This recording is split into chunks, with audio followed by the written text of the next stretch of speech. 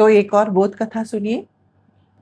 कबीरा निर्मल मन भया, जैसे गंगा नीर, पाछे पाछे हरि फिरे, कहत कबीर कबीर। ये दोहा आप लोगों ने सुना है। इस दोहे का अभिप्राय इस कहानी से समझिएगा।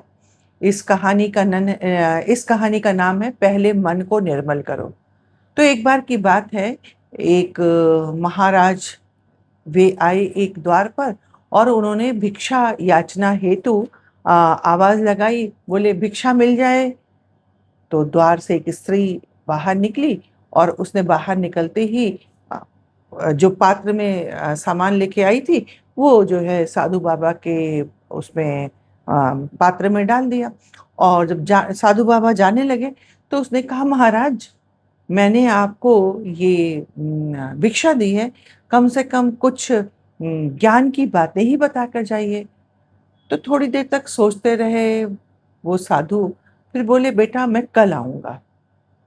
तो स्त्री ने कहा, पर आइएगा जरूर, भूलिएगा नहीं। बाबा ने कहा, हाँ हाँ मैं आऊंगा। अब दूसरे दिन की बात सुनिए।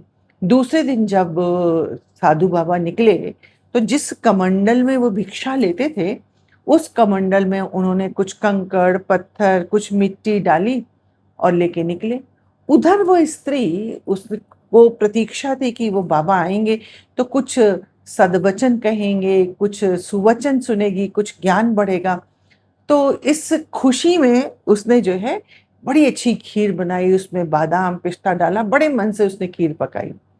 तो जब जैसे ही द्वार पे आवाज आई, भिक्षा देवी भिक्षा, तो वो खीर का पात्र लेके निकली। महाराज ने अपना कमंडल आगे फैला बढ़ाया। उसने देखा, अभी वो खीर डालने वाली देखा, बोले, अरे महाराज इसके अंदर तो बहुत सारी गंध पड़ी है। तो महर्षि ने कहा, कोई बात नहीं, डाल दो। तो उसने कहा, नहीं नहीं महाराज, आप इसे दीजिए, मैं इसको साफ करके लेके आती हूँ, जब ये स्वच्छ हो जाएगा तब मैं इसमें खीर डालूंगी। तो महाराज ने दे दिया। वो गई, अंदर जाके उसने पात्र को साफ किया और लेकर के आई।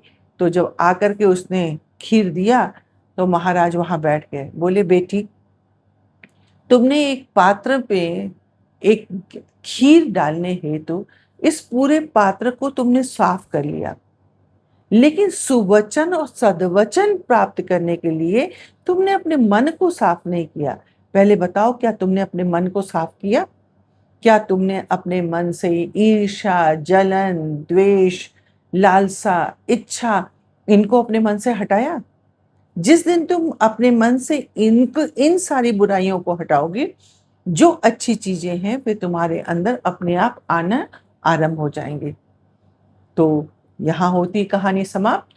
और ऐसी ही बोध कथा के लिए आप मेरे चैनल पर आते रहिए और मुझे लाइक करते रहिए, सब्सक्राइब करते रहिए और मिलते रहिए।